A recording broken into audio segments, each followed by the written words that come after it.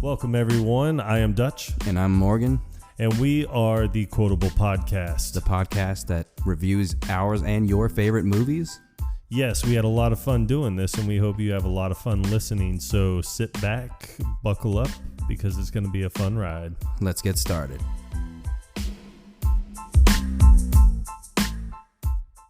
Welcome back to another episode of the Quotable Podcast. Somehow we're not canceled yet. Yeah, well, that's because I paid the right people.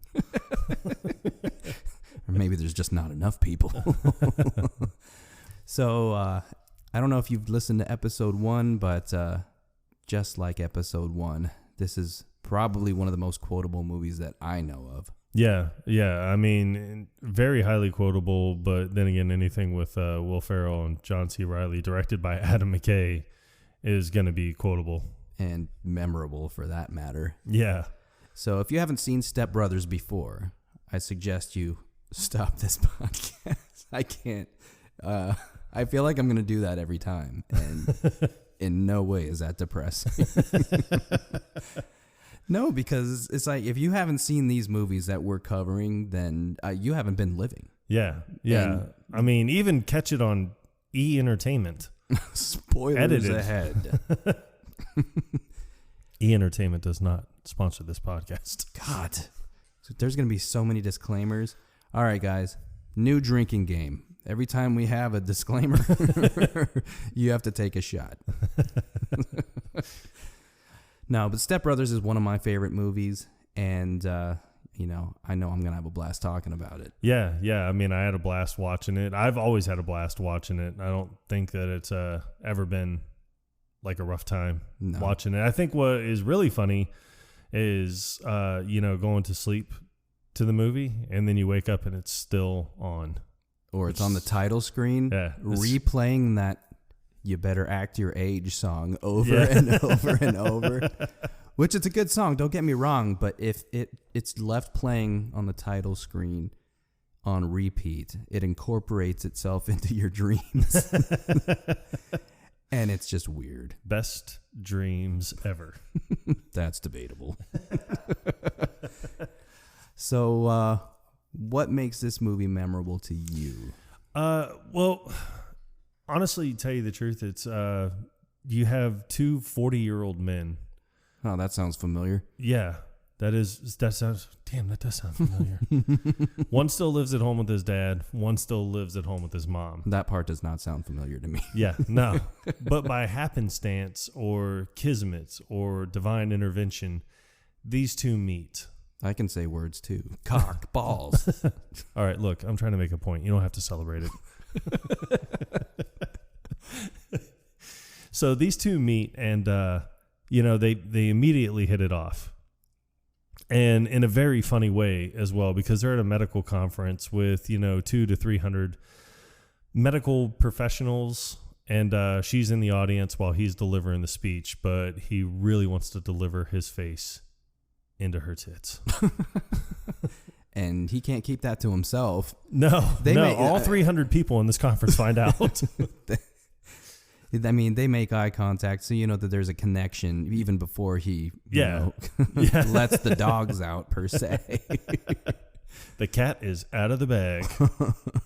So they meet, and they end up going to the hotel room. I'm sure they already had hotel rooms booked just for this conference. Yeah, I would imagine, because with the introductions, it just makes it seem like they're leaving town. Like when the mom says she's going to the conference, like she sounds like she's going to be out of town. Like they're making an announcement to their 40-year-old kids, I guess. They're 40-year-old men that still live at home.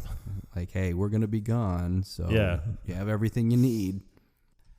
But and 3 months later, they're getting married. Yeah, because I mean, they're not getting any younger.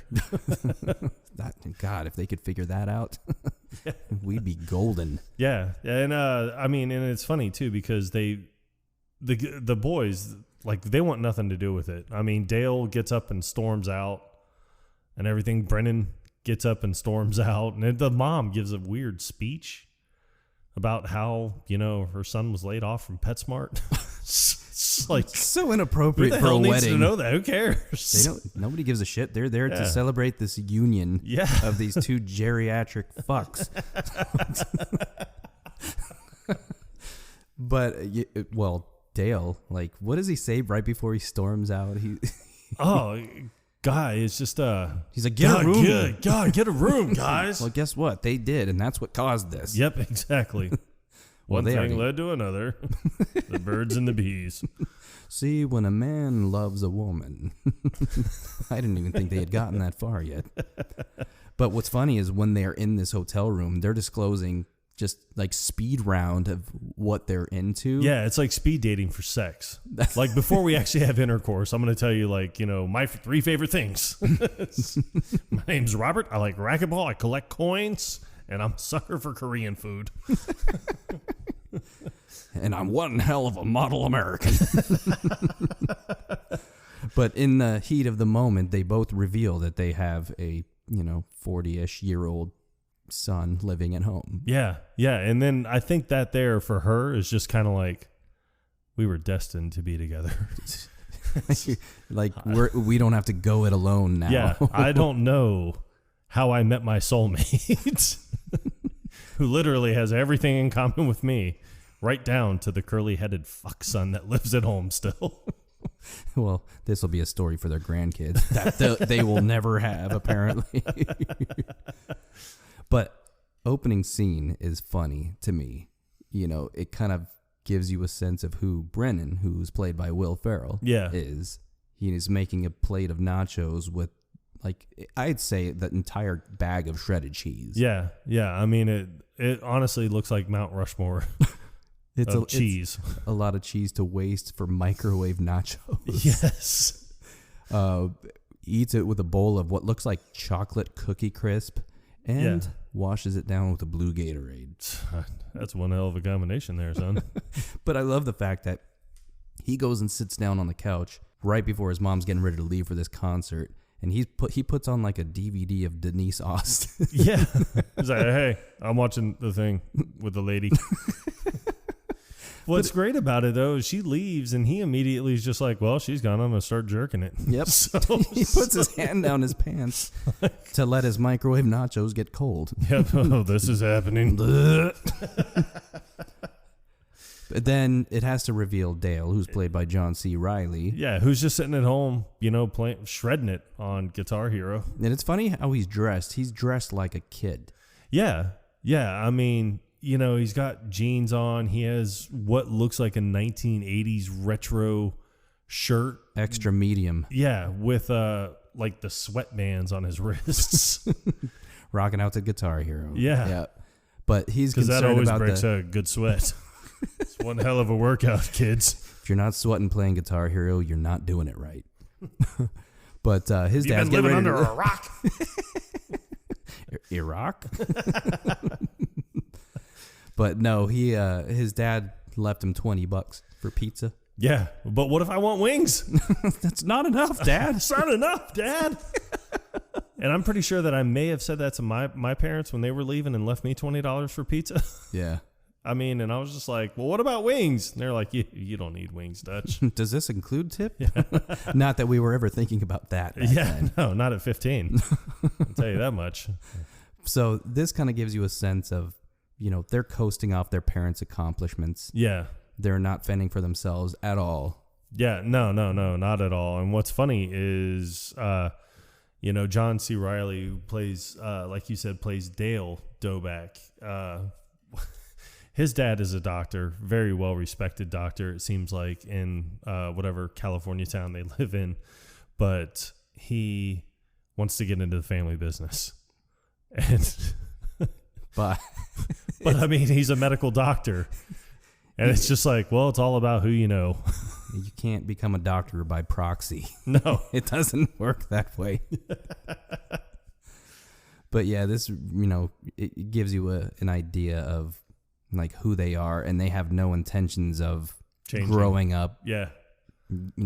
Spreading their proverbial wings. Yeah. No, they are definitely not going to fly. Straight out of the tree. Face plant. Yeah. Well, just like any married couple, eventually you move in together after marriage. At least I would hope so. After the lack of courtship. Yeah. So you can tell that Dale and Brennan do not want this at all. They don't want to leave where they are. They don't want to, basically they don't want any type of change in their life. They play the step-sibling role very well. Similar to, I would compare it to like adolescent children. Yeah, I mean, it's almost like the whole movie was written for a 12-year-old, but we just got 40-year-olds to play it. Oh man, I don't know why I just thought of Elf, because they're talking about how he had a beard since he was 15. I'm pretty sure that applies to Will Ferrell in real life. Yeah, he's always looked like he was about 40. Yeah. Even when he was on SNL. I know. It's good for him because, since he's been on SNL, which was, God, it seems like forever ago. Yeah. I mean, this is over 20 years, I think. Well, even John C. Reilly, he's always looked older. Yeah. I forgot he was in that movie, Perfect Storm. Yeah. And that's like a 96 movie? 97, I believe? Sounds about right. Yeah, looks exactly the same as he does now. He does. Yeah. So. Good for him, too? Perhaps. Anyway. So, when Brennan and his mom are driving over to, live in their new house with their new family, Brennan is just so upset, and it's just so funny because he's sitting in the back seat staring out the window pouting. And you can tell that he's been thinking about what this is going to be like. Yeah. He's playing out these scenarios in his head, and the first thing that comes into his mind is like, Robert better not get into my face. Yeah. Because I'll drop that motherfucker. But it's funny because John C. Reilly, he's trying to justify it to his dad, saying, Dad, we shit with the door open. Like, we go on casino cruise ships. Steamboat gambling cruises. Yeah. And then he was like, we make our own beef jerky. And then Robert has to remind him, we have literally never done any of those things. But either way, now it's wrecked. Yeah, exactly. So, I mean, Dale is just furious because he's like, oh, no, I mean, we've had a great, time just being bros, hanging out together. I don't get the impression that they've ever really been bros. And I don't get the impression that they've ever really hung out. No. It's just like his dad has accepted that he's never moving out and he's just tolerating him. Yeah.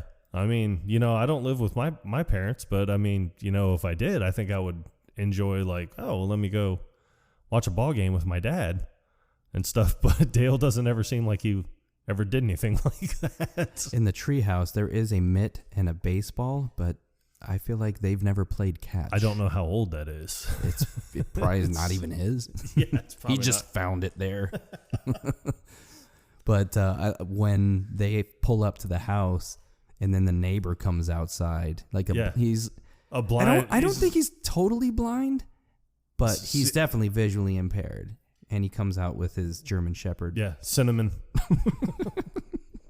Greatest name for a German Shepherd ever, people. I thought the name was going to be Das Führer. Nobody ever. But he hears a female voice, and it's clear that Robert has talked to his neighbor that, hey, I got married to a woman named Nancy.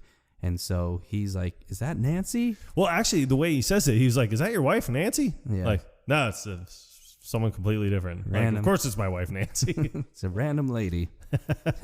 But he asked if he can come over and touch her face later. And she's just like, sure. Okay.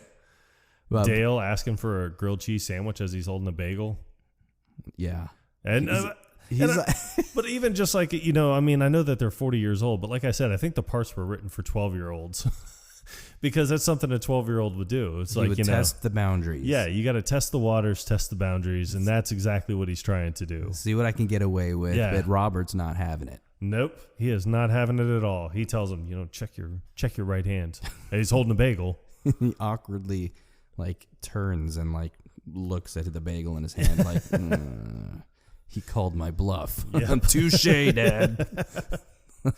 So they, I mean, God, and then what's next? The dinner? Well, they have the standoff outside when Brennan decides to get out of his car. And finally. Then, yeah. Just like a couple 12-year-olds. Hey. I'm Dale, but you have to call me Dragon. I'm Brennan. You have to call me Nighthawk. Yeah, it does cut to the dinner scene. What's just so weird? Nighthawk. Yeah. The hell did you get that from? I have no idea. Well, there was Street Hawk. I remember that show in the 80s. And I remember Airwolf. Airwolf. Yeah. Oh, I used to watch the shit out of Airwolf. The fuck is Nightwolf? Where did I get that from? I don't know. You might have been thinking of Night Court. Richard Mole. That's the only person I could think of. Wait, wasn't Judge Reinhold in that? No, John Larroquette. Yes, he was. Yeah. And then he was in Spin City. He was. Tangents. I love it. We're not going to do quotable TV shows. Yep. Don't worry. No. That's too much That's effort. way too much for effort, especially for us.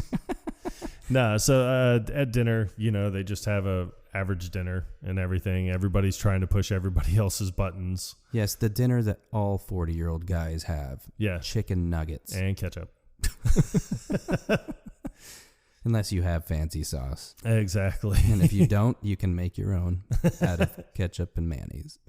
So then you have, Dale getting up and he has to show Brennan his new room, which he refuses to give up the den where his drum set is. So they have to share a room. And Brennan's character just finds out about it and he's like, yeah, we didn't talk about this. But it's a big house, and it's surprising that they ended up having to share a bedroom. Yeah. Which, I mean, I guess it would be a 3-bedroom house if you just broke down the drum set and maybe took it out to the garage and set it up in there. But even looking at the house from the outside, it seems like there would be at least 4, maybe 5 bedrooms. It's a 2-story house. Yeah. Well, I don't know. Unless the entire downstairs is nothing but the living room and the kitchen. I mean, the guy made $1 million. But Dale had to break down the rules. Yeah. And one of the rules was if you have a food that you like, you have to put your name on it. Otherwise, it will be thrown out by him. Yeah. Which is stupid. Who wastes food? Throw away food just randomly. Oh, I don't see his name on it. Yeah. Well, but if it was not his food. Yeah. I'm just going to throw it out. Yeah. And the house, which, I mean, it looks nothing like it, but it was built in like 1825 by General Custer, which I don't think that I don't think General Custer made it out to California. And 2, I'm pretty sure that I don't think that General Custer was alive in 1825. You don't think he founded Los Colindas? He helped put up the new drywall at the McDonald's. Yeah. That's where they got the idea for the nuggets. Yep.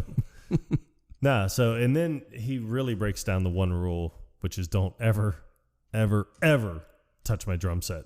It's a good rule. Not really. I mean, no, it's not. I mean, I'm a drummer, and I never had that rule. I mean, anybody wanted to play my drum set, sure, yeah, fine, play away. If you break it, I mean, you have to buy me a new one. So, but it's definitely a rule that you feel would come from an adolescent, a teenager. Yeah, like, don't mess with my shit. Yeah. So, breaks away from that, and then obviously, Brennan has the look on his face after Dale leaves the room. He stares at the drum set, so something's that up. he's gonna touch it at one point. Oh, it will be touched. Well, it even plays that epic music for like a split second. Yeah. Dun dun dun. Right. Something along those lines. Something is amiss or afoot. I don't know body parts. So, I mean, so they try to, be friendly to each other as much as they can, but that night in bed is hysterical. All bets are off. Yeah, I mean, they're just laying in there and they're whispering to each other how much they hate each other. This is one of my favorite scenes. Yeah. I just love it, just like a 12-year-old be like, hey, are you awake? It's like, yeah, what's up? I hate you. That's all you want to say to them. That's fine, because I hate you. Yeah. And they're whispering because they don't want to wake up their parents. Yeah, because where their headboards are, on the opposite side of the wall are the parents' headboards. It's really hard to get a sense of the layout of the house. Like, I thought that the Beat Lab was next door. Nah, it looked like it was like down the hall. They could be. It would have been, I would have killed for that room. I would have been like, hey, move your drum set in there and we'll move my bed into here. But this is where they have their pissing contest. Yes. And what's so great, there are so many memorable scenes in that. I mean, honestly, one of my best lines in that entire scene is when Dale tells him, this is a house of learned doctors. He's like, you're not a doctor. You're a big, fat, curly-headed fuck. But you take that back. Dale rolls over. He's like, I'm a big, fat, curly-headed fuck. You and your mom are hillbillies. Yeah. I mean, far from it. Yeah, so, oh, God. But, it's like how kids would talk to each other. Yeah. And you got two men in their 40s. You better not fall asleep. I'm going to punch you square in the face. I hope you lay still when you sleep, because I'm going to put a rat trap between your legs. I'm going to get a pillowcase and fill it full of bars of soap and just beat the shit out of you. And they totally would, too. Yeah. Is this first night where they sleepwalk? Yeah. Yeah, they end up... No. I believe that's like the second time you see him asleep. I think that first night, like they, the next day, I'm not really sure exactly what I think it starts going into where they're just kind of fucking with each other's shit. They start messing with each other. Like Dale writes, "I love crystal meth" on the back of one of Brennan's shirts. Yeah. And then what else does he do to him? I know he does one other thing. Well, Brennan in like professional Hollywood makeup style. While Dale is asleep. Yeah, he puts a gash on Dale's forehead and his neck. Yeah, and I don't understand how he didn't wake up from that. He didn't wake up from that, and it shows him walking around downtown like he picked up like he's lunch at the mall somewhere. Yeah. And he's got the gash and walking like around like he never even looked in the mirror before he left. Yeah, he has a drink. So it's like people took orders from him. Like, oh, you want a chocolate milkshake? I mean, you imagine that one person would be like, Jesus, what happened to you? Are you okay? You might need to go get that looked at, son. Starbucks is not going to be the cure today. Although I don't think Dale would ever frequent a Starbucks. No, he didn't seem like the type of guy. He looks like the type of guy that would go to Blimpie. I was thinking maybe Orange Julius. I'm going to stop at Auntie Anne's for a pretzel. Oh, with that, well, he'd have to go to Mrs. Fields, too. Yeah. Oh, of course. That's a given. Yeah, I remember what else Dale does to Brennan. Yeah, I'm drawing a blank on that one. I'm sure it'll come to me. We're Quentin Tarantino in this entire episode. So it doesn't matter. Yeah. And then, then it shows them, they get into the fight over the drum set because one day when Brennan is home alone and Dale's gone, Brennan goes in there and plays the drums. And I mean, like, not even good. He plays it horribly. Yeah, just out of spite. Yeah, it's so bad. And I mean, like, he's hitting every single drum as hard as he can. He's knocking things around, and he's screaming at like one of the rack toms, just like, "Fuck you, Dale!" Like he can hear it. Yeah, his ears were ringing because Brennan goes downstairs and turns on the TV. It's like some weird Bret Michaels. Yeah, Rock of Love is it's horrible. Yes, horrible, this is horrible idea. Dale questions why he's so sweaty. Yeah, well, I was watching Cops. One, I don't know why you would be sweaty from watching Cops, but, have you ever watched Cops? Yeah, I have. I used to watch Cops every week, man. Oh, I get sweaty as shit, man. But then he goes upstairs and he inspects his drum set because he feels like something's wrong. Well, what's really funny is when he walks in the room, he sniffs like he knows that someone's been in there. So he's just like starts awkwardly measuring it with his fingers. Every time I set up my drum set, I didn't measure it like that. It was weird. It's so odd and awkward. How anal can one be? But the only love what drives him over the edge is he sees the nick on the drumstick and just like marches back downstairs. He's like, I know you touched my drum set. He was like, no, I didn't. And he was like, no, I know you touched my drum set, and I want to hear your dirty little mouth admit it. He's like, you sound insane. I didn't touch your drum set. Well, you have to swear to on your mom. I don't have to swear to shit. He's interrogating him because there's a chip in the left drumstick.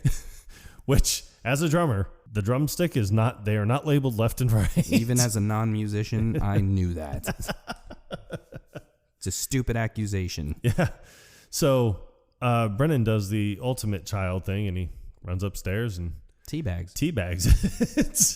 The one thing I noticed when I watched this movie again was as soon as he pulls out his prosthetic testicles, his member, and then he puts it on one of the snare drums, he's like, I gotta get it all over or whatever. Yeah, like, I'm gonna John Bonham Moby Dick all over this snare drum. Rest in peace. Yes, may he rest. For sure. But yeah, this goes on for a while. Yeah. Just the back and forth, them hating each other. Yeah. Until Derek and his family come over. Now, Derek and his family are, in my eyes, like the ultimate douchey family. Derek is played by Adam Scott. Yeah. And this is the first thing that I ever saw Adam Scott in. So yeah, and I mean in the movie he is hysterical.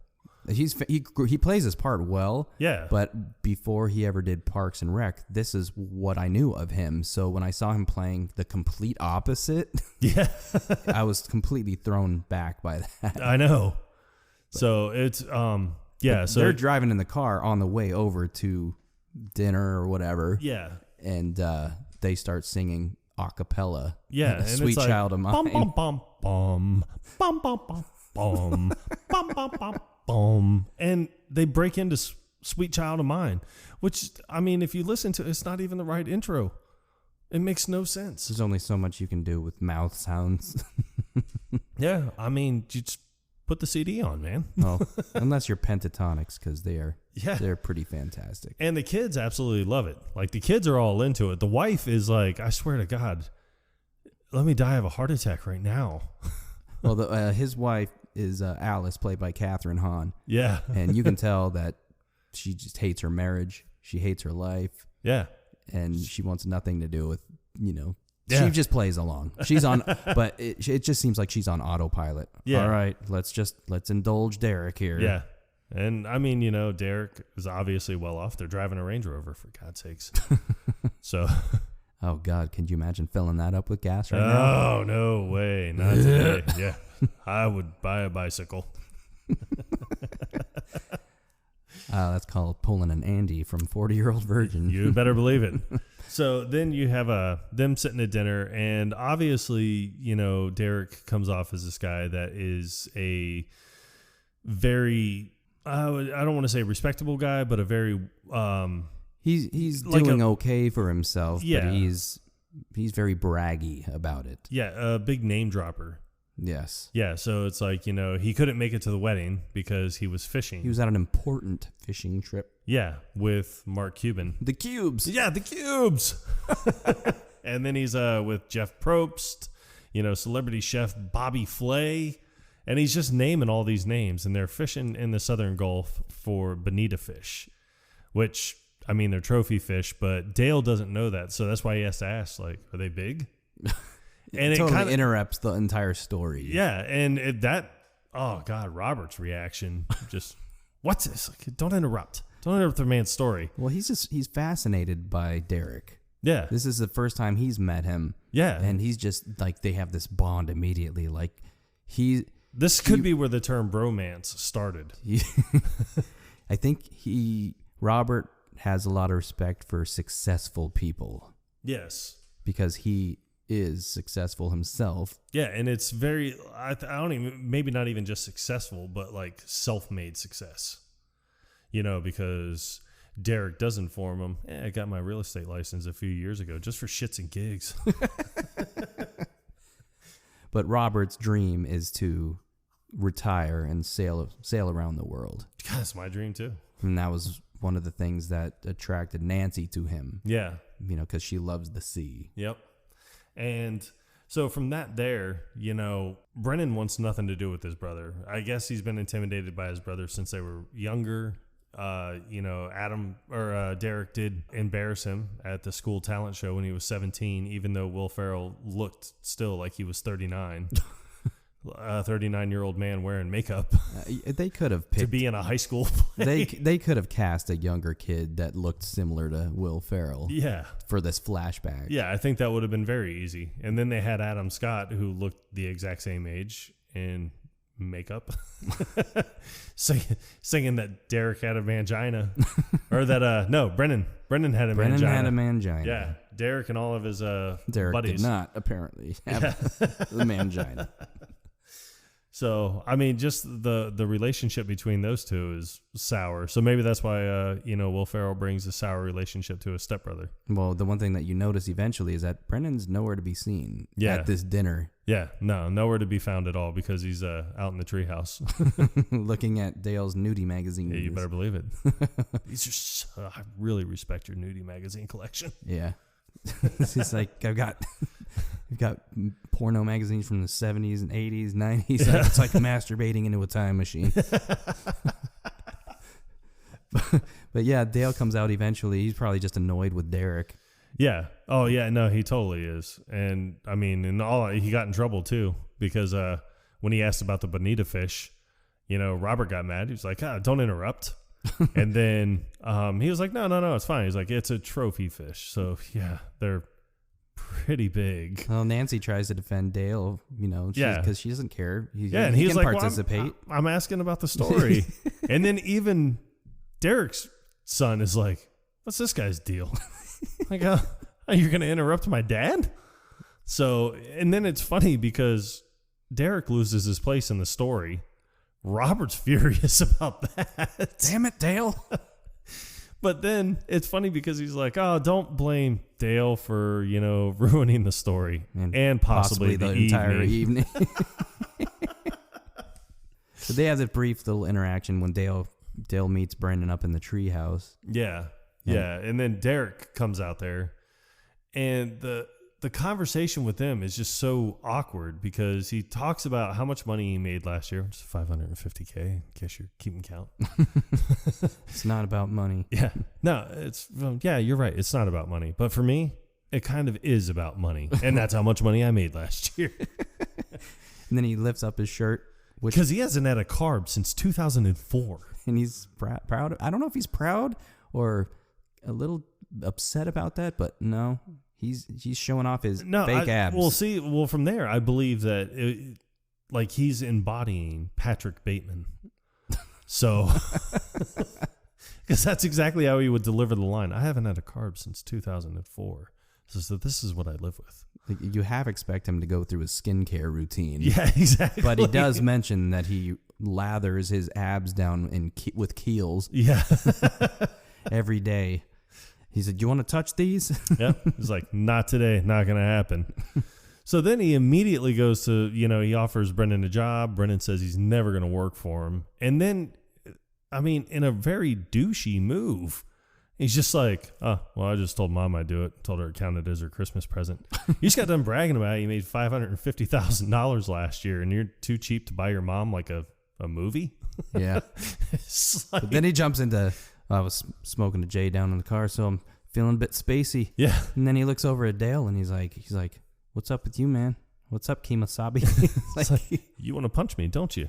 You want to hit me, but you won't. And then he looks at Brendan, and he was like, you want to hit me too? And he's like, you both want to hit me. And he was like, yeah, why don't you do it? Why don't you hit me? Hit me in the fucking face. And so Dale does. Dale cold cocks him right in the forehead. I don't think that was the intention, but that's the take that they left in the movie. Yeah. So, he falls out of the treehouse, lands in the yard, and hurts his shoulder.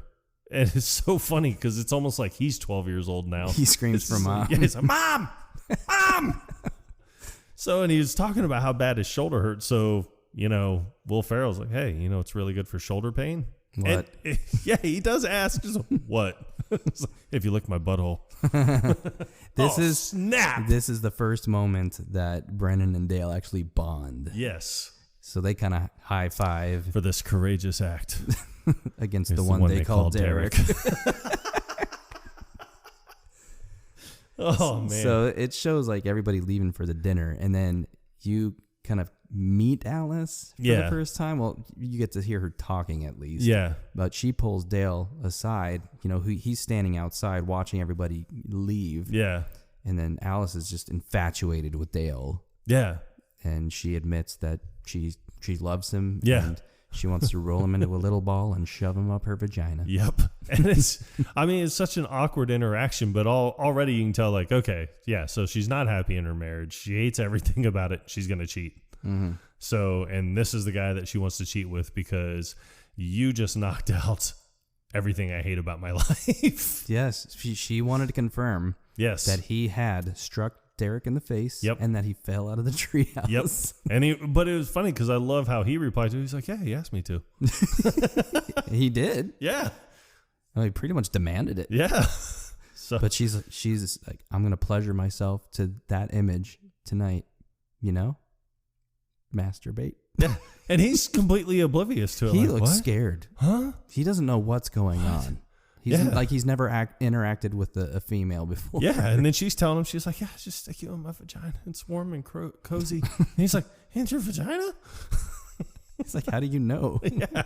Have you been in your own vagina before? Just know that every time I feel a little tickle or a scratch, it's just your hair up my vagina. And then she makes him kiss him. Yeah. But he doesn't know what he's doing. He just pokes his lips out like a fish. Yeah. Because obviously he's never kissed anyone before. One of the most awkward kisses I've ever seen on film. It's so funny, though. Just, everything about it, the comedic timing, the scene itself is hysterical. And then Derek has to call and he's like, babe, we got to go. Dane Cook. 20 minutes. 20 minutes. Pay-per-view. She's like, okay, I'm coming. I'm just talking to Dale. Stupid. So she leaves him, and then Will Ferrell's like, yeah, what did Alice want? And he's like, oh, nothing. Who? You're just talking. Not about sex or anything. No, so it's great, but then Brennan doesn't even acknowledge that he even says it because he's just like, you know what? I think we can actually get along. Yeah. So, because you showed me a courageous act against the one they call Derek. Yes. So he wants to show him something that only 3 other people have seen in their lifetime. Yes. He's got a samurai sword. Yes. But are these 3 people dead? No. I don't know why you would say in their lifetime. If this is the peak of their existence. Must be. Well, the samurai sword is a replica of Duncan MacLeod's sword from Highlander, the TV series. And there's a black smudge on it. And if you look closely, it's a pretty recognizable signature. No. That's Randy Jackson from American Idol. Why do you have Randy Jackson's signature on a samurai sword? I bumped into him at the mall, and that's all I had. Actually, he doesn't even call it a samurai sword. He says a martial arts weapon. Oh, really? But I actually looked this up. And that's not Randy Jackson's signature. I think they just had somebody fake it. Yeah. Well, they could have changed the name several times also. Like it may have started out as like Adrian Paul's signature or, somebody else that would never sign normally. Yeah. Like Guy Fieri or something. Yeah, exactly. So it's just, I think it's one of those things where it's something like that. And then they just settled on Randy Jackson. Well, you're not going to not get his signature. Exactly. Yeah, you're right. I would have done the same thing. So they play a game to see, if they have anything else in common. Yeah. And I'm going to ask you a question. It's just first thing that comes out of your mind. Yeah. What's your favorite dinosaur? Velociraptor. What's your favorite non-pornographic magazine to masturbate to? Good Housekeeping. If you're a woman, who's the one man you'd have sex with? John Stamos. What? Did we just become best friends? Yep. Do you want to do karate down in the basement? Yep. So now all of a sudden it's like they're best friends, but their 12-year-old selves actually can come out and they can, in essence, play together. They're like running down the stairs to the basement, giggling like kids. Yeah, they're doing karate in the garage. Smashing pumpkins. Yeah, smashing boards. Great band, by the way. Then they run back upstairs so they can pee in the toilet together and play sword fight. But this is one thing that's worth mentioning. There is a shot of Brennan taking his samurai sword to a yellow bag of Doritos. Yes, which I've never seen. And we paused this scene, and it was toasted corn flavored. Yeah. Which I've never seen before. Never seen, never heard of. Like, I'm wondering if that was maybe a regional thing. It was only available on the West Coast. Probably. I would have to check my non-regional diction. Let me see how that works out for you. I kind of want to try these now. I'll find them on the black market. Yep. They're probably fucking stale. They only made them in 2008.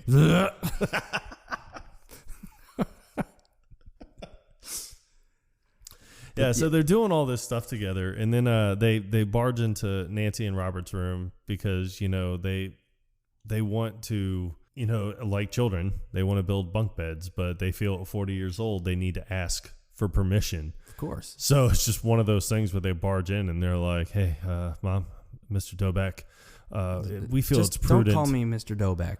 Okay, I'm sorry, Mom, Doback.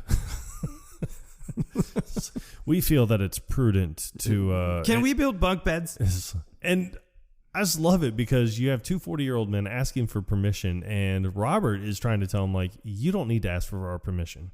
You're adults. Do whatever you want. His priority is to retire and go sailing. Yes. And for the two quote-unquote boys to get jobs and grow the fuck up. Exactly. So, and he even tells them, he's like, you guys shouldn't be worried about trying to build bunk beds. I have several interviews tomorrow. You should focus on that. You need your 8 hours. And they're just standing there like, so. He's like, apparently I'm not making myself clear. I don't give a fuck what you do. So Nancy finally just has to dumb it down and just be like, yes, you can build bunk beds. I knew it. So we can get so many more activities done. Yes. They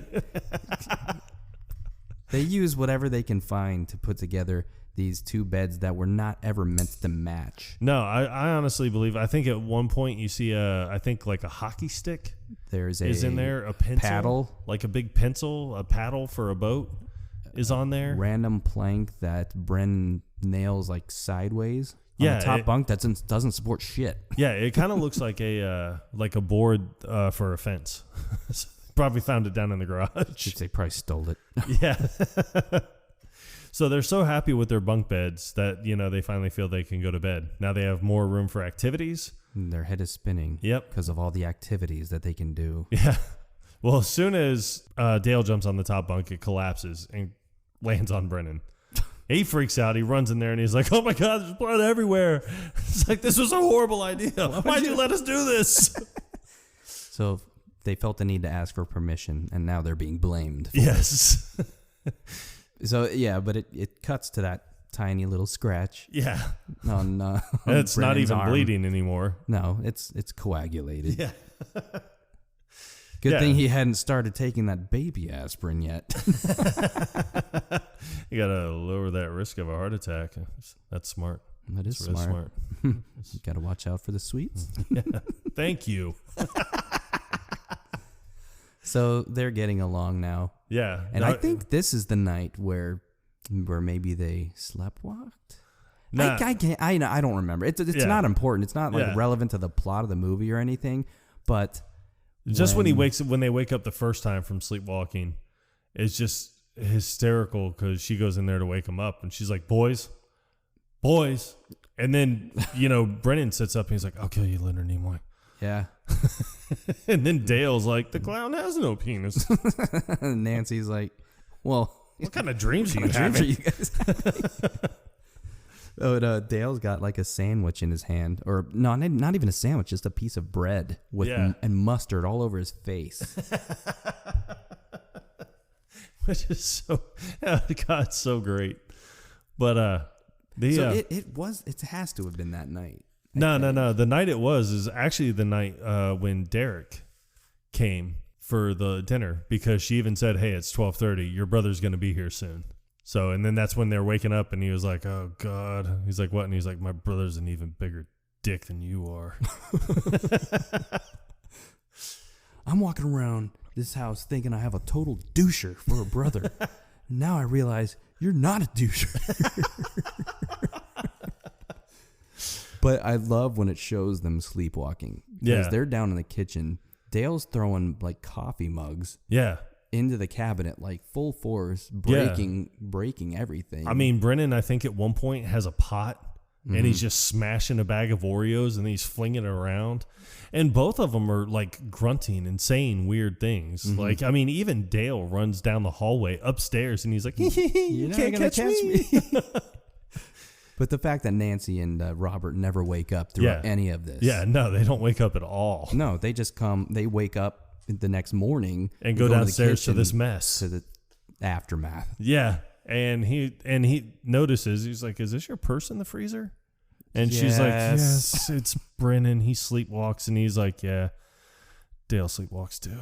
It's like another thing that we have in common. Are you fucking kidding? Yeah. And he was like, "No, check the stove."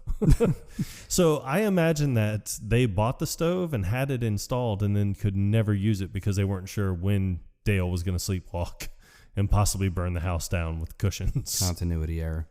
Yeah. The couch pillows would have like grease and crap all over them. Yep, exactly. Yep.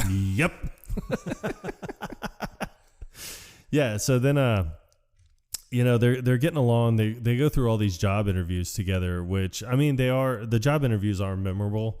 The mispronunciation of names with one person, then another guy, they ask how much he makes for the year before taxes, and he's not comfortable answering it, but the memorable one is Seth Rogen's.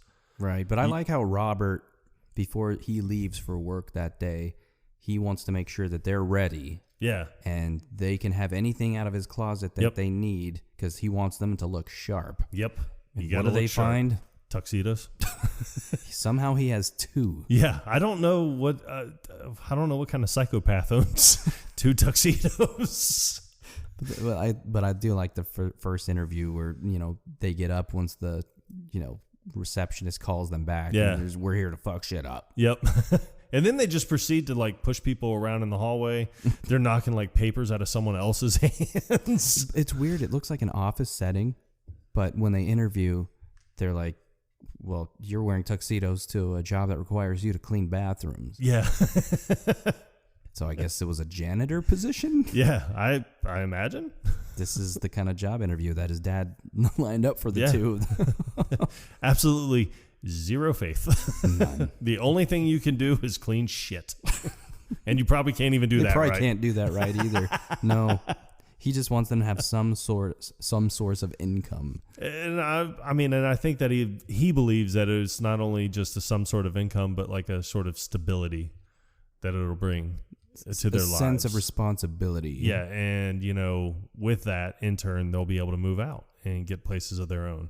Not quality places of their own. No, definitely not quality places. But yes, the Seth Rogen portion is hysterical. Yeah. He admits that the two of them look very ridiculous. Similar. I mean, they have the same hairstyle. Yeah, and he was like, "I love the fact that you're wearing tuxedos." He was like, "It's ironic." I get that. Yeah. You're kind of underplaying the whole formality of the thing. Yeah. And he was like, "You know what? Let's just go ahead and do this." So I'm pretty sure that they showed up for the interview and just walked straight to the back. And he was like, "I'm hiring these guys. I don't even want to do the interview. I just want to hang out with a couple guys that I don't mind hanging out with for 12 hours. He just assumes that because they look similar that they may get along. Yeah. I don't know. Yeah. So, he offers them the job right there. And he's like, "Yeah, you guys are hired. All right, let's do this." And he was like, "Unless you guys are the weirdest guys that I've ever seen, and I'm just not seeing it." Cue the fart. Yeah. A long fart. And that it's Dale because it puts the camera right on him. Yeah. But he's not even responding to the fact that he's farting. He kind of leans into it maybe a little bit. And it's because he has a look of confusion on his face like, Is this actually happening? Yeah. Like, almost like he And thought it was going to be silent before. And Brennan's surprised. Brennan and Seth Rogen is like, just like pursed his lips, just staring at him. And you think that it's done, and he kind of adjusts himself, and there's like one more. He squeezes one little. Yeah. And then he does it one more time. And then Seth Rogen immediately was that a fart? Which it's obvious that it was. Yeah. Do you really have to question this? Yeah. But Dale, I love Dale's reply because he's just like, and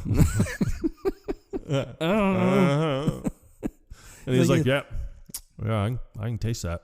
On my tongue. I don't know where else you would taste it. On your knee, obviously. Could taste that with my eyeballs. Is that onion? Yeah, that's onion and ketchup. It stinks. This is a small room. All right, now the tuxedos just seem fucked up. Yeah, and they're upset by this. They are incredibly upset by this. And especially Brennan, because I think Brennan might have actually been really excited about that job, because even right after it happened, he's just like, shit. Blew that. Yeah, how could we blow that one? Mm-hmm. Like, that would have been a great job. So they're leaving to go home, and Brennan's more worried about just getting thrown out and, pissing off Dr. Doback and Robert. Yeah. And Robin. And Doback. Yeah. But Dale's worried about where they're going to go home or how they're going to go home. Yeah, because you can't cut down Whitmore. It's 4:30. And Chris Kardashian. I like when they ask what time it is. Yeah. They both look. They both say 4:30, but then Brennan corrects it 4:32. Yeah. Like, let's be specific now. Yeah. He's like, well, you can't go down Whitmore. He's like, what? Why not? He's like, Chris Kardashian. Like, what's going on, man? Yeah. And he was like, it's just easier. Let's go the long way. And he's like, what, you mean down Cutler? Yeah. Like, that'll add 45 minutes. It's like, what kind of block would add that much more time? Yeah, because you don't see you see one block in the background. So I'm assuming that's Cutler. So you just go right down, because it looked like it dead ended right after that. So it's like, just go down there and you could probably cut over 2 or 3 streets and, just past Whitmore. I don't see it. Before they head out, though, they come up with a plan. Yeah. Like, using their skill set, they can do something together aside from getting a traditional job. Yeah. So Dale wants to know what Brennan has, what kind of skill he has. Yeah. Well, I'm a singer. I'm a world-class singer. See, that's a good skill to have. Now, what can I do? Like, well, I'm a wizard on the drum. No, what does he say? I can shred. He goes, I can shred on the drums. And I'm a marketing wizard. He's like, you put all that together, what do you got? And he's like, I don't know, a band? He's like, no, it's been done before. But here's the thing. I can't picture Dale marketing shit. No, me either. I was even surprised that he knew what the word meant. Yeah, I was pretty taken aback by that. But when they cut down Cutler and you find out who Gardaki is. Yeah, it's like some 12-year-old punk. But they pass by what looks like a playground, but yeah. I looked it up, and it's actually a hospital. I think they probably just put a jungle gym there to make it look like it's the front of a school. Yeah, that's what that was the only thing that makes sense. There is a ton of kids from all different ages. Yeah. Hanging out in front of this. Yeah, some building. of them look like they're in their 20s, and then you have others that look like they're like 6. The hell kind of 7. school is this? I don't know. But they immediately, as soon as they see Dale and Brennan coming up, they'll jump off this jungle gym thing and start walking towards we're going to make them eat dog shit. Yeah. That white dog shit over there. Mm-hmm. And he even tells them, he's like, you, go lick that dog shit. And then Brennan's like, we're not licking the dog shit. And then immediately Dale's like, well, I'll lick the dog shit if you leave us alone. But then you got that redhead kid. Yeah. He's like, if you don't lick that white dog shit right now, I'm going to plow my fist into your face. Yeah. And he sits there and he was like, all right, look. He was like, we're not doing this. And the kid walks over and he looks and he's like, hi, young man. He just gets decked. I mean, Brennan has never interacted with these kids before, so he didn't know what to expect. Yeah. And then these kids just proceed to beat the living shit out of him. Yeah.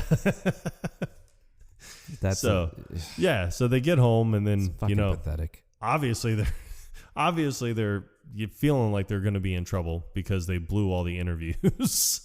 Nancy heard about the fart. Yeah. She's, you just couldn't hold it? I thought it was going to be silent.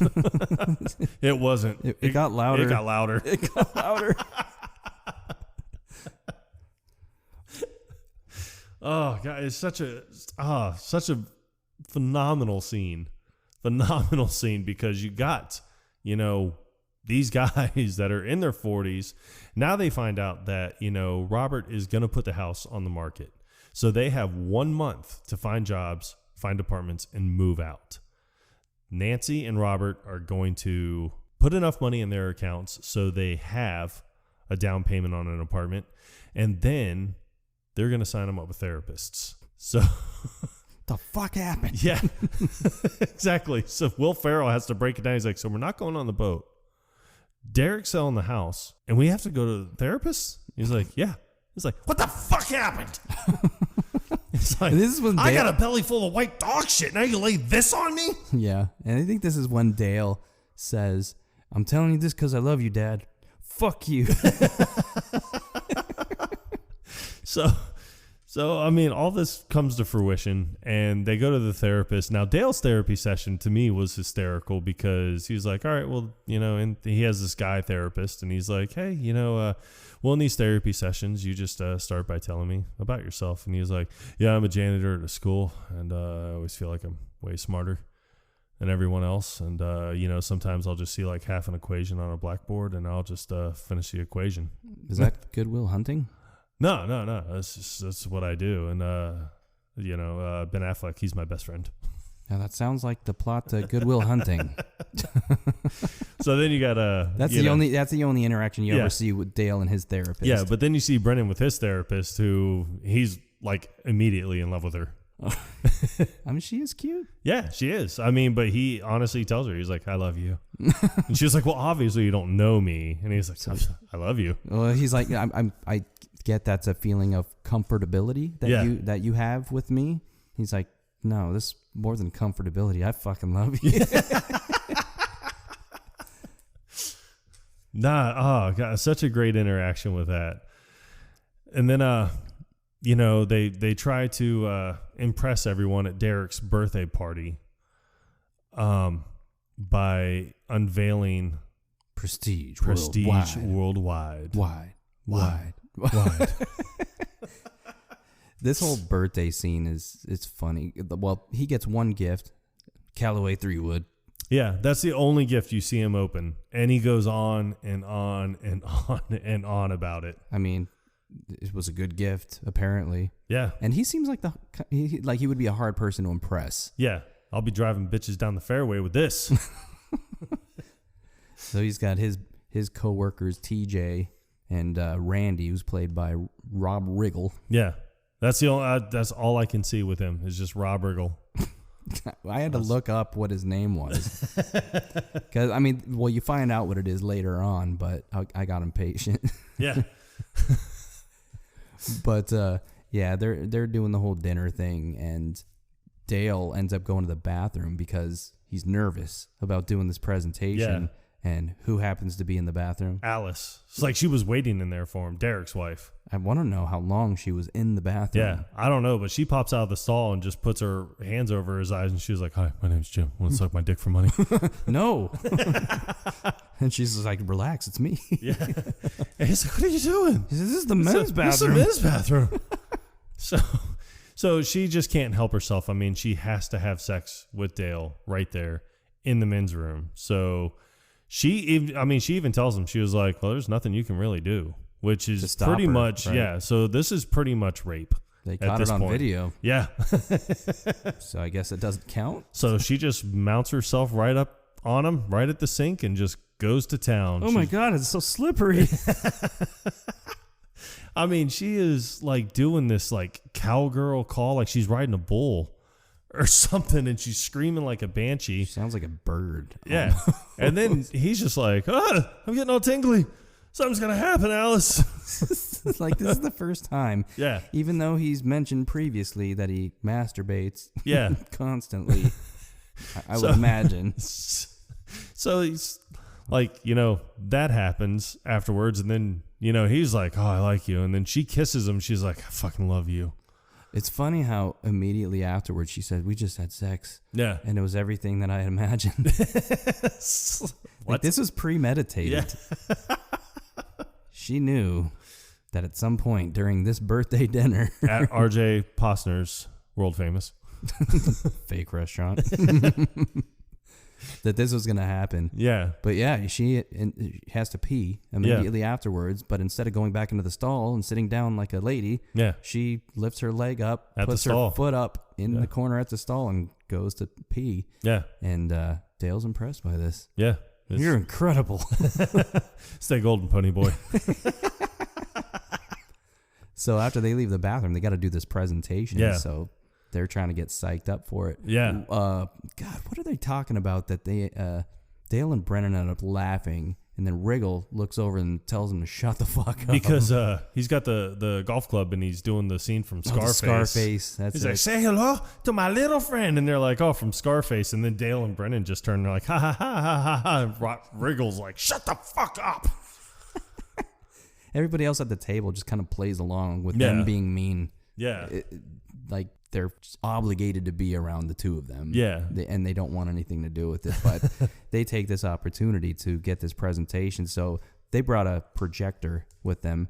And there's an amplifier somewhere that they hooked up 2 microphones to. Yeah.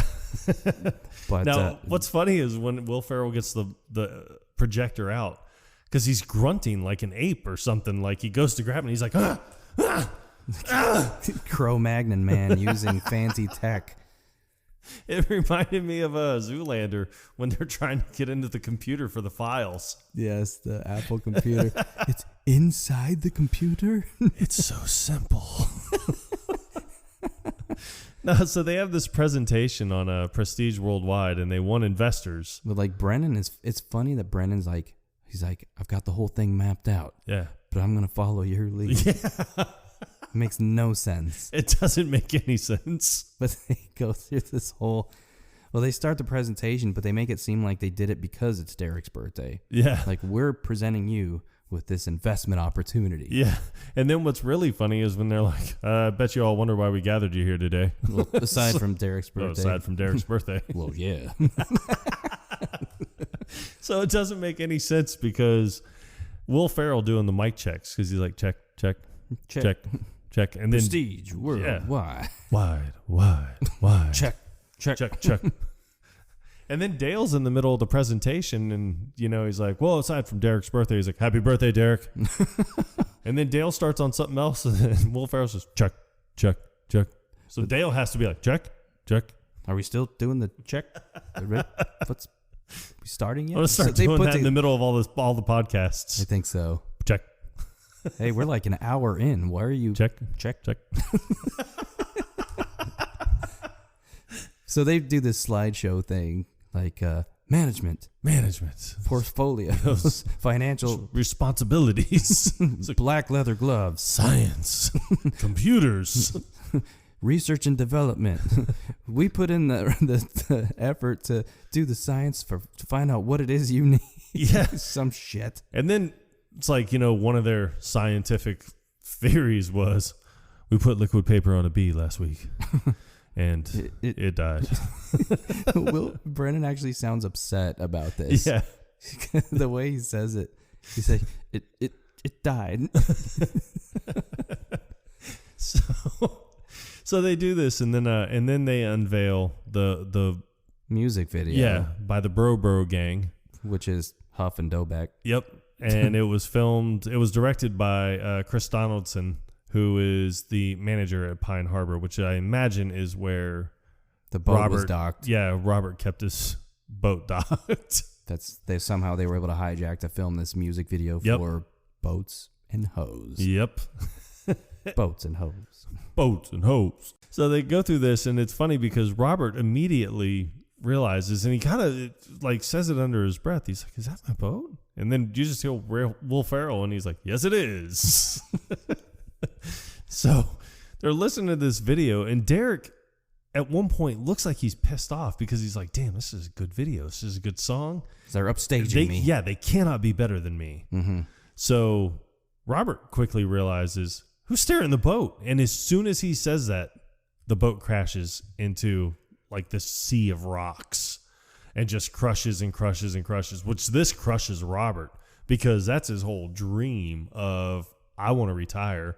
I want to sail around the world with my wife. It's an $80,000 sailboat. Yep. And it is gone. So, but everybody else at the table finds this so funny. Like Derek is laughing, Rob, TJ, they're all just cracking up over this. I can't believe they actually put this in their presentation. Yeah. Knowing what it was going to do to Robert. I know. So it cuts to them in the car, and the drive home is just like, you kind of have to imagine it has to be one of the most awkward drives home. So aside from the damage to the boat, which we will fix. What did you think of the presentation?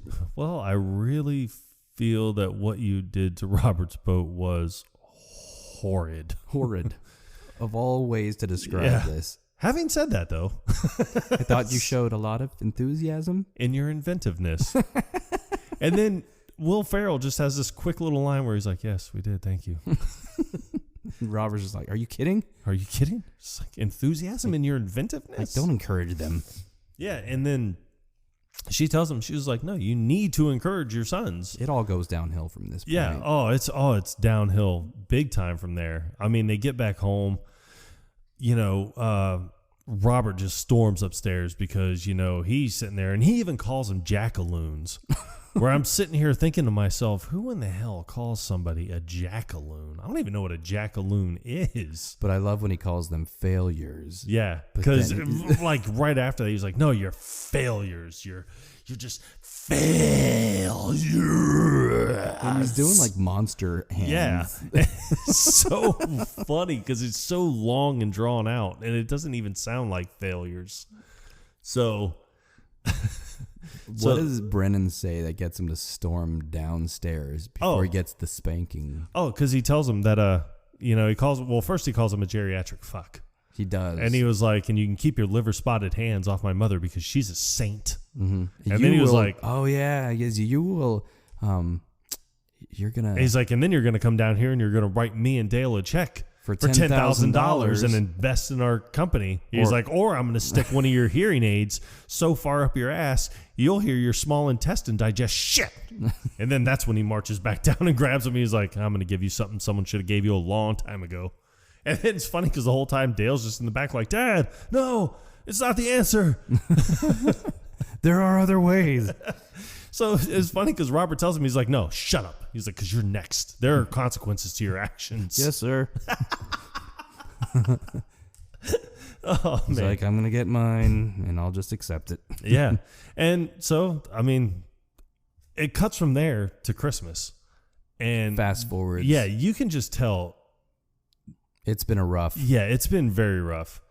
That, Robert and Brennan are like kind of at odds. I mean, Robert's just sitting on the couch eating a cookie, drinking scotch. Everybody's decorating for Christmas, kind of doing everything. Dale is complimenting Nancy on the tree. He was like, wow, it looks so great. And she compliments him on the sweater. And he's like, yeah, thanks. It was my mom's. Took the shoulder pads. And you can tell that, like Robert and Nancy's relationship is kind of taken a turn for the worst. Yeah, that they're probably not even talking to each other. Barely.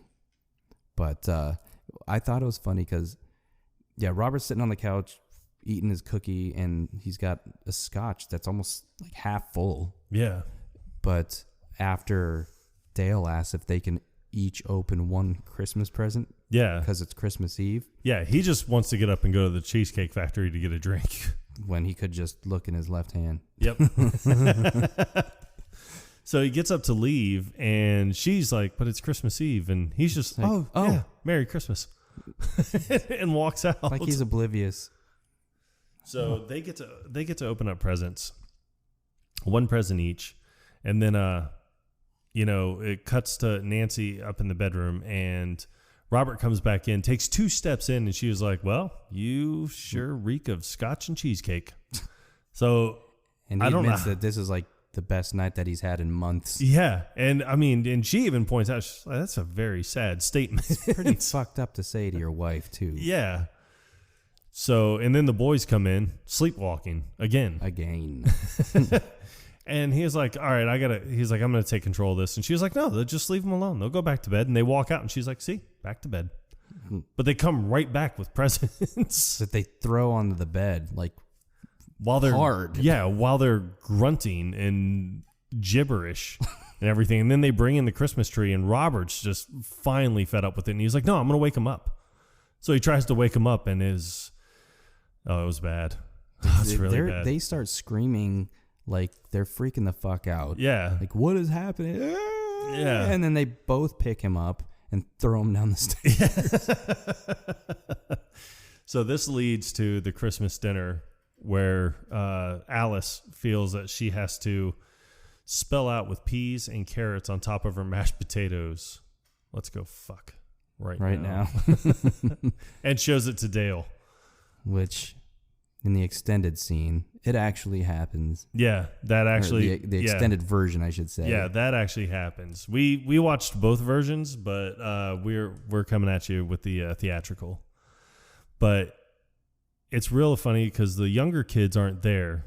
They make mention of them being there, but it's just kind of like, oh, well, I guess they're in the other room now. So Robert and Nancy feel that this is the appropriate time to announce they're getting divorced. Yeah. He's going to go live with his friend Jack Handel, and she got a townhouse in the city. That cake that they had on the table looked good, though. It did look good. And then where the two kids were sitting before, yeah, like they still have cake on their plates, and I just see them being neglected, and I wanted them. Yeah. Yeah. There's, you can't just abandon cake. I mean, those are like solid slices of cake, too. Yeah. But one thing I noticed at this dinner is Brennan has a wine glass full of Blue Gator. Yeah. So the boys don't take this news very well. They start whining like little babies. Yeah, they want to know, how this could have happened. Well, Derek easily points out, he's like, oh, what are you talking about? He's like, I saw this coming a mile away. Yeah. He was like, God, you two dipshits living here, please. And I think he was more surprised that it hadn't happened sooner. So then, they start crying because they're like, oh, this is our fault. And Nancy keeps saying, no, we want you to be adamant that this is not your fault at all. Well, finally, Robert caves and he was like, no, this is 150% your guys' fault. You wrecked my boat. You drove a wedge between me and Nancy, and it's all on you. You beat the shit out of me in your sleep. Yeah. So so they really lose it and they start crying. Well, it's funny because Alice just kind of starts rubbing Dale's back and she was like, Dale, honey, are you okay? And Derek, oblivious, is just like, why are you calling him honey? What's funny is like when the two of them start crying, like Alice starts crying. Yeah. And then she starts yelling Dale's name. Yeah. Like makes no sense. It doesn't make any sense at all. But then Derek gets up and he wants to take a family photo. Yeah. As the two of them are crying. Yeah. And Will Ferrell is just fighting through the tears and I don't want my picture taken right now. But you see Robert, he's got this shit-eating grin on his face. And he was like, all right, dipshits, look here. But it's like, who's he calling dipshits? Yeah. He's taking a picture of like the whole family. Yeah, exactly. Oh, so great. And then cuts to them moving out, going their separate ways. Well, Dale and Brennan still have one night left in the house, and they have to pack up and leave as well. Nothing is packed. Nothing is packed at all. Well, that night, they just start playing the blame game. Like, Dale tells Brennan, I know I feel bad, but I can't imagine how you feel because my dad said that this was all your fault. Like he looked right at you and said that it was your fault. Yeah, so Brendan has to defend it and just be like, well, my mom told me that if it wasn't for that curly-headed fuck Dale, everything would be perfect. Everything would be perfect. So that leads to a heated argument between the two, and enough to where, I think the last insult that John C. Reilly delivers to Brennan is, you're just a mama's boy chicken who's too scared to sing in public. This causes Brennan to get up and run into the beat laboratory and start banging on the drums. Yeah, which really drives him over the edge after Motherfucker! But it's funny, he asks him what he's doing. Yeah. Even though he can clearly hear You can hear the drums playing. He's like, what are you doing? And then he starts singing this really shitty song. Well, he's singing about, he's like, Dale broke up mom and dad. Yeah. Dale broke up mom and dad. And he's like, motherfucker. And he runs in there and just rips his cymbal off and hits him on the head with it. And then Brennan goes down. Dead. Yeah. It's like, Fraser down. He's playing possum. Yep. So he tries to wake him up. He's kicking him. He actually punches him in the side. And he's like, come on, Brennan. Come on. He doesn't flinch. Yeah. And he's like, Brennan? So it cuts to him dragging Brennan wrapped up in a carpet outside. And he was like, it's just like Cold Case Files. It's just like Cold Case Files. It's just like Cold Case Files. And then he starts digging a grave. Yeah. And he's like, well, people die every day. I'll just bury him in an unmarked grave and have a respectable funeral. But then as Dale's digging the grave, Brennan comes to, even though he's faking it the whole time, grabs the shovel and whacks Dale in the face with it. Yeah, and he's like, Brennan, you're alive. He's like, yeah, I'm alive. Like, he hits him in the face with the shovel, and he's just like, oh, no, I saw you die. I was faking it. He's like, I used ninja skill to slow down my heart rate. So he starts burying him alive, and he's like, what are you doing, Brennan? I'm burying you. He's like, just close your eyes. Just let the dirt rain over you. Well, as soon as he's done, Brennan's just like, oh, wow. Yeah, I'm going to play your fucking drums. He's like, I'm exhausted. I'll sleep good tonight. But then immediately Dale pops out of the ground like a zombie, and he starts growling. It's enough for Brennan to have walked 2 feet away. He wasn't under there long. Yeah. I mean, granted, he's alive. He can't breathe, so he's going to pop out as soon as he can. But he's like, don't fucking touch my drum. Yeah. So he's just like, zombie, get off me, zombie. Yeah, Dale runs over to Brennan and starts attacking him. So they have this really awkward fight that doesn't last long because both of them are exhausted. So they do what anybody would naturally do. It was an emotional day. Yeah. You just lay down in the lawn and go to sleep. Yeah. So they wake up the next morning with Cinnamon in yes, the dog from laying next down door, next to them. All three of them spooning together. But as they wake up, they say other awkward things. Yeah, John C. Reilly is like, I don't want to go to class today. And then Brennan, I believe, is like, I'll kiss you right on the mouth, Kenny Rogers. He's like, so I guess that was it. He's like, you pretty much trying to bury me alive, did it? Trying to bury me. No, he actually buried you alive. You didn't stay buried. Not for very long. But there was a point, mister, where you were buried alive. Yeah, then they had to grow up.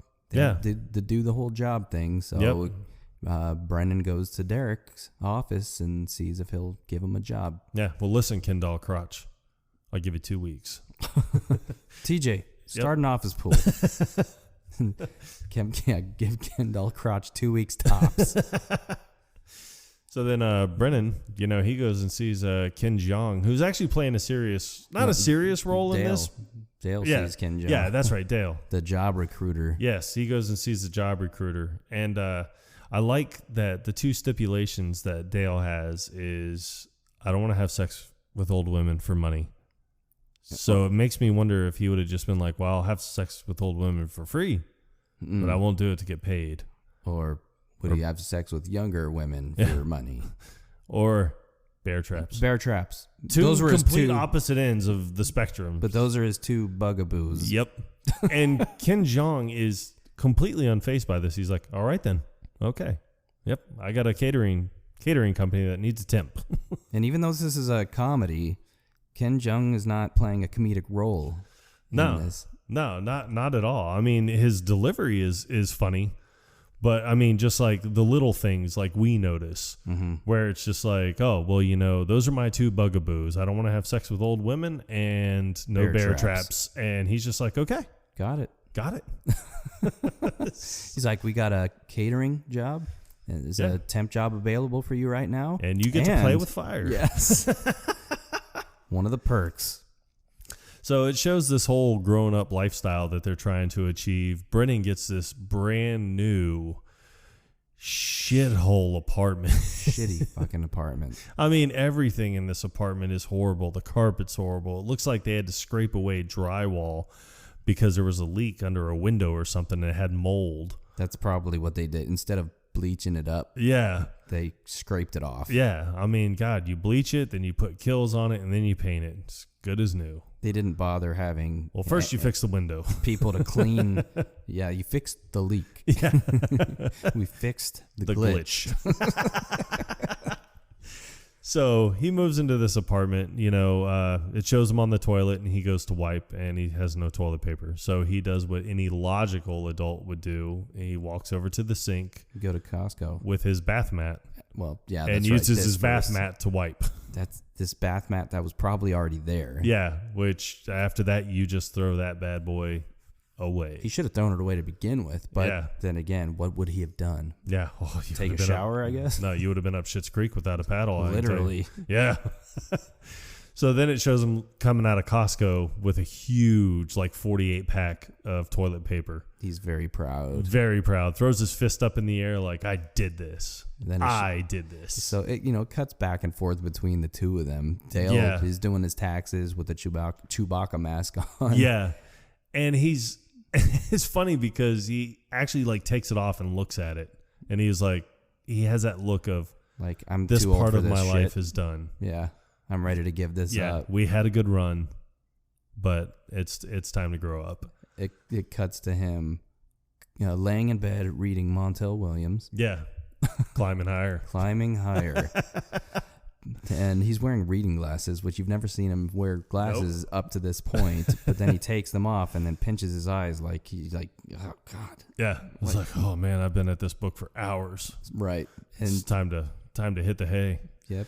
Well, it's time to be hitting that dusty trail. I need to get it tight 12 hours. But as he lays down, it shows the alarm clock, and it's fucking 8:43. Early to bed. Early to rise. Nope, not for Dale. Nope. That's late to rise. He had to wake up at 10. Now, by far the greatest scene that I think is the interaction between Randy, who's played by Rob Riggle, and Will Ferrell, because Will Ferrell goes to him to tell him he wants to take on the Catalina wine mixer. Yeah, you don't know how long has passed since they had to move out and get their own places, but clearly Brennan is doing pretty well in his new job. Yeah, and I'm thinking that the time frame is probably about 6 months. Because the parents, I believe, broke up right after Christmas, right around Christmas, somewhere in there. And then, the Catalina wine mixer is probably something done during the summer. Yeah, June, July, maybe. So I'm guessing about 6 months. And then it's funny because, Randy is just like, whoa, hang on there, Speed Racer. It's like, so you think you can just jump in, huh? And then Derek walks in. And he tells him, he wants to do the Catalina wine mixer. So Derek's all, you think you can run with the bulls, He's huh? like, well, this is a win-win situation. He's like, because if you fuck up, I get to fire your ass. And if you win, I look like a genius to the board. Yeah. So, but Randy's whole thing is so funny because every time someone says the Catalina wine mixer, he's just, pow! Pow, pow! But yeah, Will, Brennan, he's very confident in his ability to pull this thing off. Yeah, because he wants to make bank, bro. He wants to get ass. He wants to drive a Range Rover. So they do let him take over the Catalina wine mixer. Pow, pow! And it cuts to that where, Nancy and Robert bump back into each other, and it seems like they are genuinely very happy to see each other. But it is funny because when Brandon is telling them that he wants to do this thing, Derek is questioning why he wants to do it so bad, and he's like, are you trying to get mom and dad back together? Yeah. It's funny because it's not his dad. Yeah, it's not their dad at all. But yes, it is ironic that the two of them are there. But, they make it seem like they're there to support Yeah. Brennan and Dale. Yeah. So they bump into each other and everything seems to be going great. And Brennan even walks up and he's like, "Well, you two seem to be hitting it off." It's like it's the first time they've ever met. And it's funny, you see Dale in the background, and he was hired to do the catering for this event, and he talks about the yickum. What was it? The jicama? Jicama. I don't know why I can't say that fucking word. Probably because they spelled it. I mean, because it's a Mexican plant, so it's Jicama. He's like, you used I'm bok choy instead of jicama. Yeah, so I'm sitting there looking at it, and I'm like, "Oh, jicama," and then he was like, "Yeah, this is jicama, not bok choy." Yeah, sorry, folks. But then Dale comes down and he talks to them. They have this awkward interaction. Yeah, very awkward. First time the four of them have been around one another in a very long time. And then what's really funny is when Dale and Brennan are talking, Dale's not even looking at it. He's just looking up at the sky. He doesn't really make eye contact much. Maybe there could have been a UFO up there. It's the same one that Lawrence saw. Probably. Oh, hey, Peter, man. Hey, Brennan, man. So, and it is such an awkward conversation where he's just like, "Oh, well, you still got your night vision goggles?" And he's like, "Nah, I had to sell those for car insurance." You still breaking boards and kicking holes in pumpkins? It's like, no. But I am taking baby aspirin now to reduce my risk of a heart attack. Yeah, smart. Yeah, it is. He's like, you gotta watch out for the sweets, too. Thank you. And it's I love the way he delivers thank you, because it's just one of those things like, finally, yes, somebody acknowledged it. But Dale has to leave because he has to tend to the sweaty empanadas. Yeah. Yep, the empanadas are starting to sweat. Right. And then and then Brennan, he's like, "Well, I should probably get back too." But then he shakes his mom's hand. Yeah. And it's a very awkward shake because she's even looking at her hand like, "Why in the hell are you shaking my hand, son?" It's weird. Shakes Robert's head. This is the first successful handshake that you see Brennan have with Robert. Yeah. And then, he's like, "Yeah, we should really do this again sometime." It's like, we could all go out to eat. And Robert's like, "Yeah, okay." He's like, "We could go to Outback Steakhouse." I've grown very fond of that place. And I used to like Outback, like when I was in my early 20s. Yeah. But now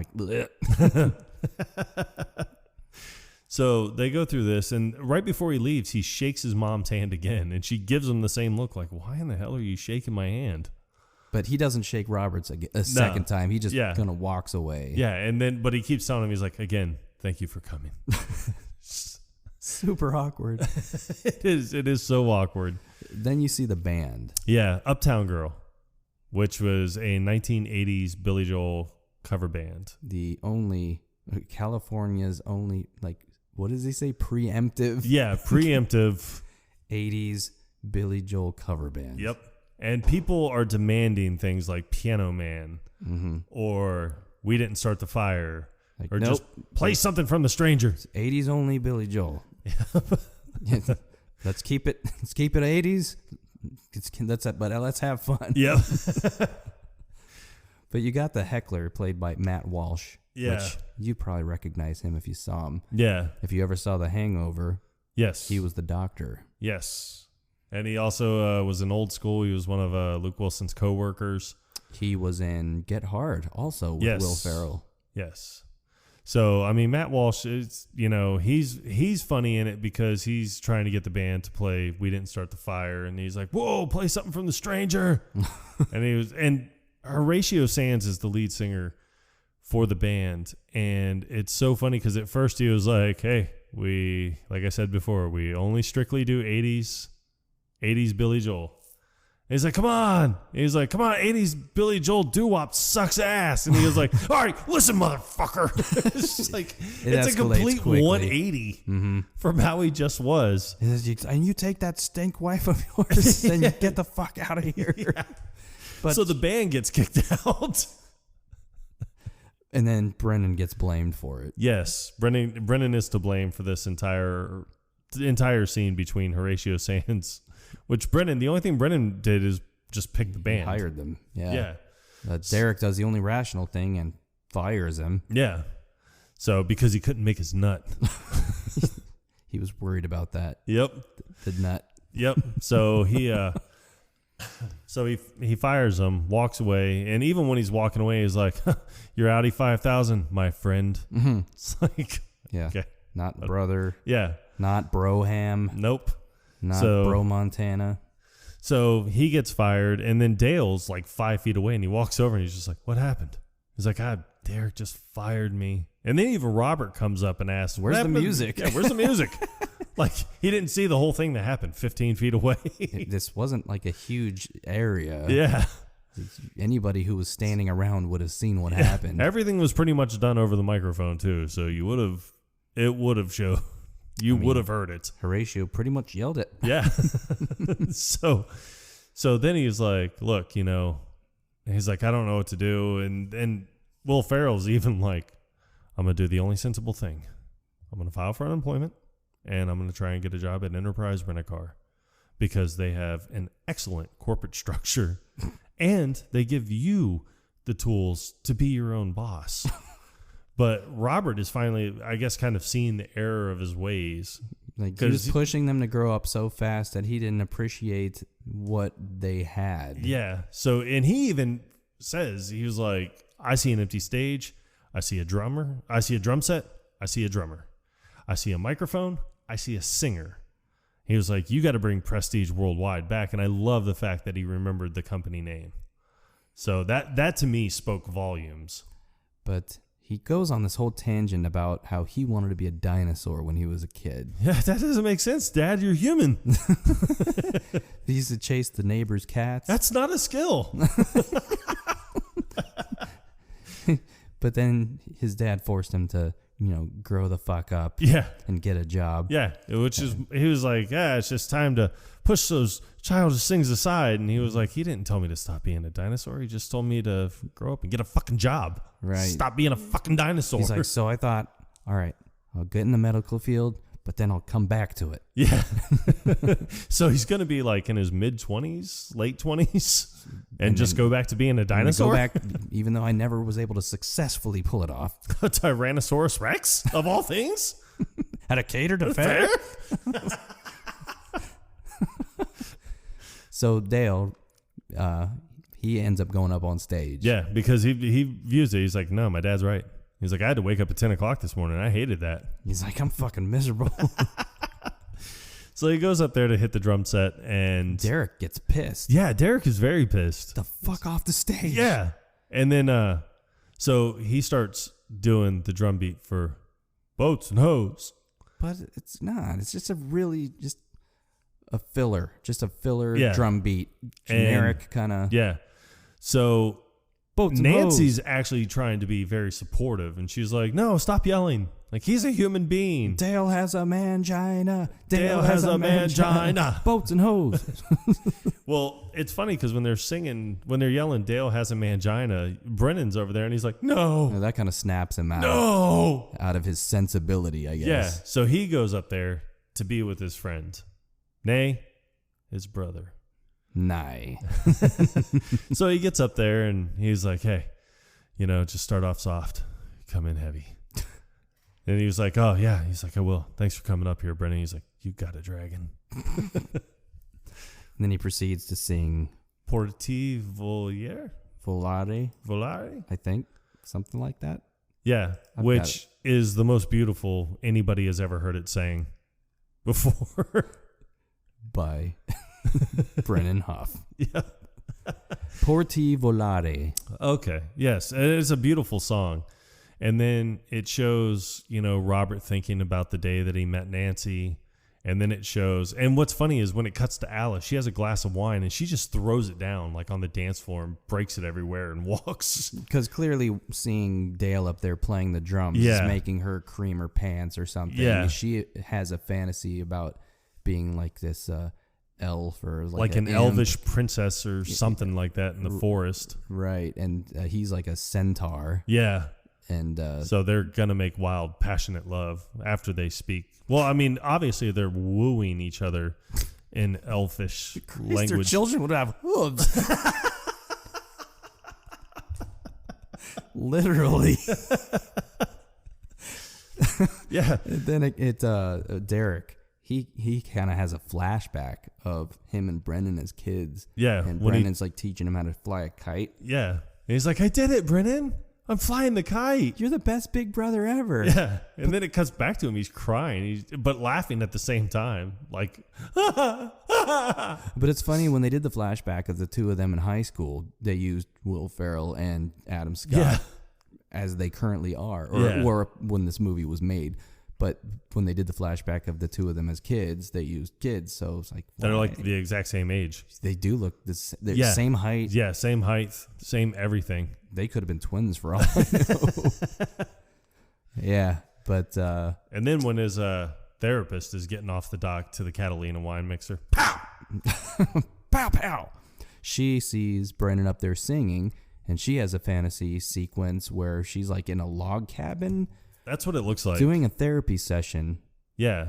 And the door breaks down, and it's Will Ferrell dressed in plaid and jeans. And he's like, I've traveled 500 miles to give you my seed. Oh, lumberjack. You know what's funny is the guy who's laying on the couch having his therapy session. Yeah. He looks like that guy from that episode of Seinfeld. That we watched this morning about the suit. He did look like that guy. That ugly ass suit that makes noise when you walk. It didn't look corduroy to me, but it could have been. Possibly. With that ugly pattern that was on it. Oh, that's a hot lead. You got it from the pants store. It wasn't very flattering in the crotchal region. At all. Yeah. So they have this, beautiful moment, beautiful song. At one point, Brennan breaks. Like, he's about to hit the climax of the song. He pauses. And then Dale gets his drum solo. Yeah, he just shreds it on the drums. And then even you hear his daddy's like, you rock the fuck out of those drums, Brennan. I'm sorry. Dale. Whatever the fuck your name is. One of those two. Yeah. You rock the fuck out of those drums, Dale. I'm sorry. Don't be sorry. Yeah, and he just goes, no, that's what he says. He says, I'm sorry? Yeah, he apologizes. And so then he's just like shredding on the drums and everybody's going crazy. And then it just breaks again, and he finishes with the climax of the song.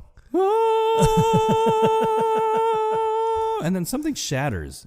The ice sculpture of the helicopter. Oh yeah, that was an awesome sculpture. It was. Not gonna lie.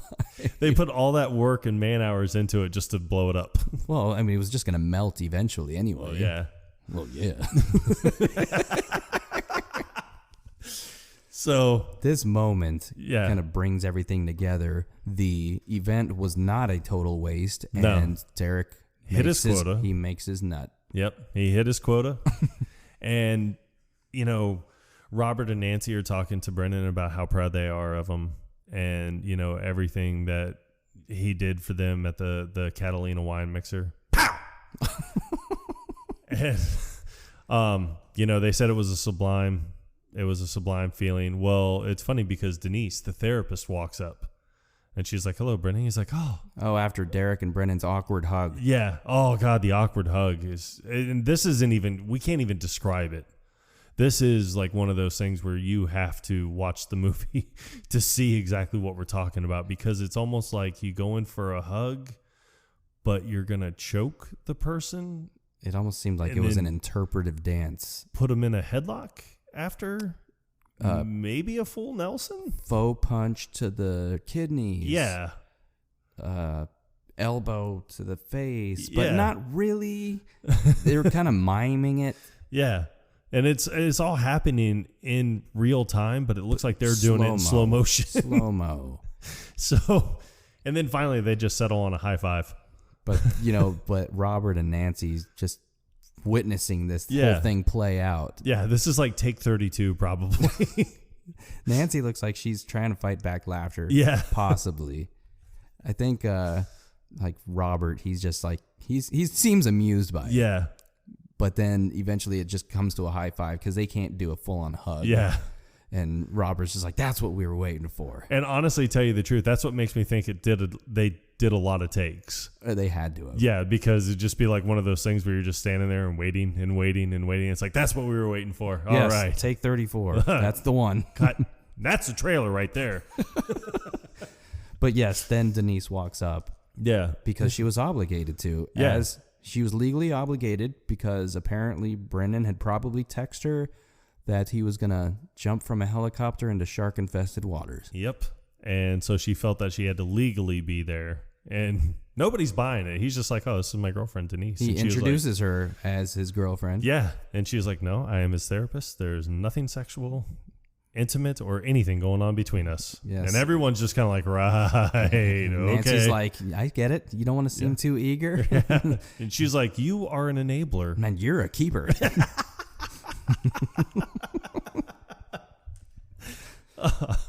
There's no sexual, intimate, or any other connotations you could possibly infer.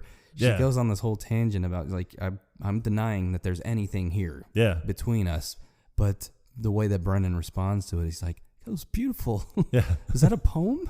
Is that from James Joyce? And then it's fast forwards to like Christmas again. Yeah, because it's like fast forward 6 months, so it's at Christmas, and Brennan is at the dinner at the house with Denise, the therapist. So they are now dating. She was the one that was in denial. Yep, exactly. So Derek's trying to tell this story about how him and Seal caught a helicopter to get to the top of Everest to get to the Sherpas, and Robert's just like, "Hey, Derek, we talked about this. Shut up. We talked about this." And like, Derek's just like, "Yep, okay." So clearly, the relationships have evolved. Yes, and it's almost like the natural order has been restored balanced to the universe. Right. It took this extreme situation. Yeah. So they took Prestige worldwide and I guess disbanded it. Yeah. And then created something else called Karaoke and Roll. Yes, it's still prestigious, I guess. Yeah. It's the high caliber karaoke. Yep. Because they don't just let anybody up there. Nope. If you can't sing, just sit down. Your ass down. Yep. That's our motto. You think you can just get anybody up there and sing? Like, no. That's not what we do. That's not what we're about. Nope. But Robert has a surprise for the two of them. So he leads them all outside. Yes. And it's funny because Brennan and Dale have their eyes covered, but then Derek's two kids come outside covering their eyes too. Yeah. Like it's a surprise for them, which I thought was strange. I think maybe it's just because they're actual kids, so they're going along with what like a kid would do. Because still in my eyes, like I know that they've grown up a little bit, but they're still like children. So it's still a part of their life that they can't fully let go of. Yeah. Yeah, it was like I think in this movie you're under the understanding like they're never going to fully grow up. Like Peter Pan. Yeah. So when he has them open up their eyes, they have a new treehouse. In the form of the Gilded Lady. Which is the name of the boat that they destroyed. Yes. That Robert hated them for. So they are excited and they climb up in, and the first present that they see in there are pirate hats, which they are excited for. Then they go back down below deck and they come back up and they have hustlers. That was very thoughtful, Dad. So then they go back down and they come back up and they have crossbows. It's like they finally came to their senses. They got us something cool. But it's funny is because Denise, she says to Nancy, she's like, "You realize this is completely fucked up, right?" And they're like, "Yeah, we do." And she's like, "But Brennan sure can wear the shit out of that pirate hat." But then it cuts to them wearing Chewbacca masks. Yes. That was their last and final gift. Yep. It looks like Dale got his own back. Yeah. I wouldn't really call it movie quality, but is the one that has actual fur on it. Yeah. And Will Ferrell has like this rubber one. The shitty Halloween costume one that you would find at like Walgreens. Probably. But that's where we end our movie. Yep. There is a happy ending. Yes. Family comes back together. They get to be kids, but I think that's just a part of their life. They're still embracing the fact that they have to be adults now. Yes. Yes. And they've come together and created something successful. Yep. And in all honesty, in the grade of this movie, I'm going to give it a rating of 95% quotable. Yes, I would agree with that. And the other 5% is when Brennan and Dale are sleeping. Yep. Because there's not much dialogue. Yeah, exactly. But yeah, that's Step Brothers, everybody. And this has been, God, this is a fun one. Yeah, this was a very fun one. I mean, we're not going to do ones that aren't fun. Well, yeah. Jesus, man. We've been hanging out too damn long. I'll tell you what, though. Yeah. Our next episode's going to be a blast. Oh, yeah? A blasty blast. Oh, yeah? Yeah. Because you are now in contempt. You want to go for 2 counts of attempt? The points. I don't think you do. Not guilty, Your Honor. I don't like your attitude. Yeah, what else is new? What was that? What? What'd I say? What'd you say?